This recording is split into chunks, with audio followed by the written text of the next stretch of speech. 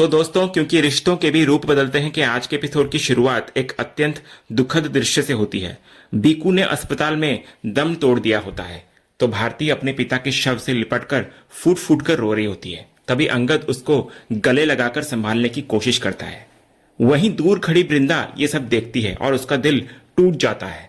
वो वहां से बाहर चली आती है और अंगद के साथ बिताए हुए पलों को याद करके रोने लगती है। वो गणपति बप्पा की मूर्ति के सामने जमीन पर टूट कर बैठ जाती है। उसके दिमाग में वो पल घूमता है जब बीकू ने अपनी आखिरी सांसें लेते हुए ये इच्छा जताई थी कि वो अपनी बेटी को अंगद की सुहागन के रूप में देखना चाहते हैं, और उनकी इस आखिरी इच्छा को पूरा करने के लिए अंगद ने मजबूर होकर भारती की मांग में सिंदूर भर दिया था।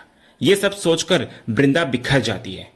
दूसरी तरफ अंदर विक्रांत वृंदा को ढूंढता है और उसको ढूंढते हुए बाहर आ जाता है। वो वृंदा को रोते हुए देखकर उसके पास बैठता है और कहता है कि उसका दिल वाकई बहुत साफ है कि वो बीकू के लिए इतना रो रही है, जबकि वो उन्हें कुछ ही समय से जानती थी। वो कहता है कि जरूर उसका दिल सोने का होगा। उधर अंदर अपने पिता के दुख में रोते रोते भारती बेहोश होकर गिर जाती है। फिर बाद में जब उसको होश आता है तो वो फिर से अपने पिता के लिए रोने लगती है। तभी अंगद उसको समझाता है कि वो खुद को संभाले, क्योंकि उसकी ये हालत देखकर उसके बाबा को भी अच्छा नहीं लगेगा। फिर अंगद भारती को संभालने के बाद मन में सोचता है कि उसे वृंदा के पास जाना होगा, कहीं उसने उसे गलत ना समझ लिया हो। लेकिन जैसे ही वो जाने लगता है, नंदू उसे रोक लेता है। वो कहता है कि अब बीकू दादा के क्रियाक्रम की तैयारी करनी होगी और ये सब अंगद को ही करना है, क्योंकि अब वो उनका दामाद और बेटा दोनों है। लेकिन ठीक उसी समय भारती फिर से जोर जोर से रोने लगती है और अंगद को वहां रुकना पड़ता है। उधर अगले सीन में घर पर वृंदा अपनी आई के गले लगकर फूट फूट कर रो रही होती है। वो बता रही होती है कि उसका घर परिवार सब खत्म हो गया क्योंकि अंगद ने भारती की मांग भर दी है।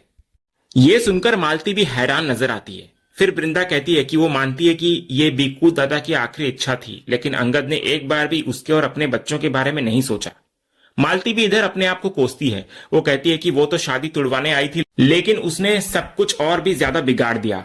तो इस पर वृंदा मालती से कहती है कि गलती उसकी नहीं बल्कि अंगद की है।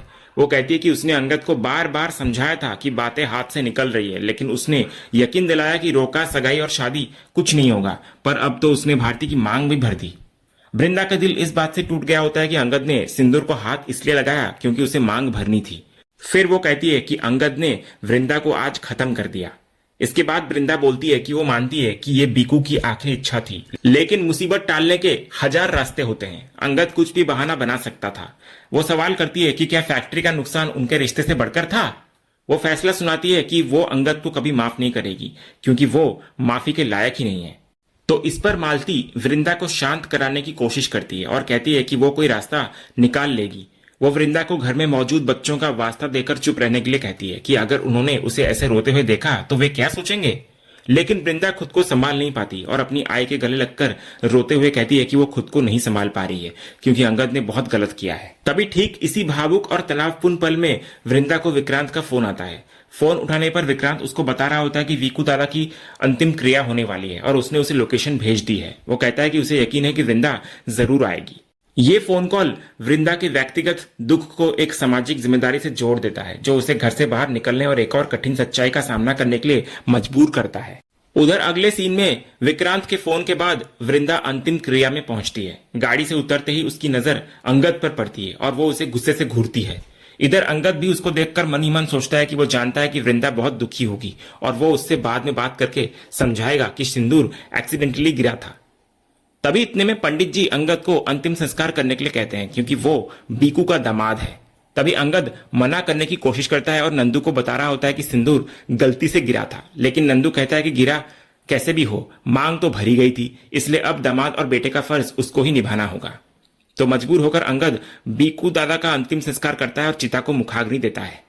उधर भारती अपने पिता को याद करके फूट फूट कर रो रही होती है। वो अपने पिता से बात करती है कि क्या उससे कोई गलती हो गई जो वो उसे छोड़कर चले गए। इधर हम देखते हैं कि अंगद अब सामाजिक और धार्मिक रूप से एक ऐसे बंधन में बन चुका होता है जिससे निकलना लगभग नामुमकिन है। उसका बीकू को मुखाग्नि देना उसे भारती के पति के रूप में समाज की स्वीकृति दिलाता है, भले ही ये उसकी मर्जी के खिलाफ हो। इसके बाद वृंदा बाहर आकर अकेले में रो रही होती है। तभी कजरी उसके पास आती है और उससे एक विनती करती है। वो कहती है कि भारती की हालत बहुत खराब है और उसको संभालना मुश्किल हो रहा है। क्या वृंदा उसे अपने घर तक छोड़ सकती है? ऐसा करने से वे लोग भी निश्चित हो जाएंगे। फिर कजरी वृंदा से भारती को घर तक छोड़ने की गुजारिश करती है तो वृंदा इस दुविधा में कुछ बोल भी नहीं पाती, लेकिन कजरी उसकी खामोशी को हाँ समझ लेती है। फिर वो तुरंत जाकर भारती को ले आती है और उसको वृंदा की गाड़ी में बिठा देती है। उधर दूर खड़ा अंगद ये सब देख रहा होता है। वो घबराकर वृंदा की गाड़ी की तरफ भागता है। वो वृंदा से कुछ कहना चाहता है, उसे अपनी बात समझाने की कोशिश करता है, लेकिन जैसे ही उसकी नजर गाड़ी में बैठी भारती पर पड़ती है वो चुप हो जाता है। वो कुछ नहीं कह पाता। तभी भारती अंगद से कहती है कि जब मैडम जी उसको घर छोड़ ही रही हैं तो वो भी साथ चले। तो अंगद चुपचाप आकर आगे वाली सीट पर बैठ जाता है। फिर तभी अंगद को अपने बगल में बैठा देखकर वृंदा गुस्से और दर्द से अपना मुंह दूसरी तरफ कर लेती है। फिर गाड़ी में एक खामोश लेकिन तनाव भरा सफर शुरू होता है। इस खामोशी के बीच दोनों के मन में यादों का एक तूफान चल रहा होता है।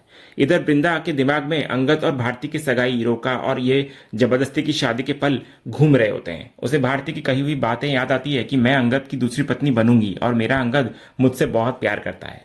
और सबसे ज्यादा दर्द उसे उस पल का होता है जब अंगद ने भारती की मांग भरी थी। ये सब यादें उसके जख्मों को और भी गहरा कर देती है।